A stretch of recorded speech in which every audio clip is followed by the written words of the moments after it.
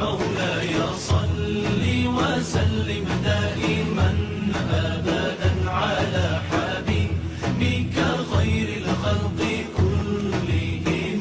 محمد سيد الكونين والثقلين والفارقين من عرب ومن عجم. مولاي صل وسلم دائما أبدا على حبيبك خير الخلق كلهم. هو الحبيب الذي ترجى شفاعته لكل هول من الأهوال مقتحم. مولاي صل وسلم دائما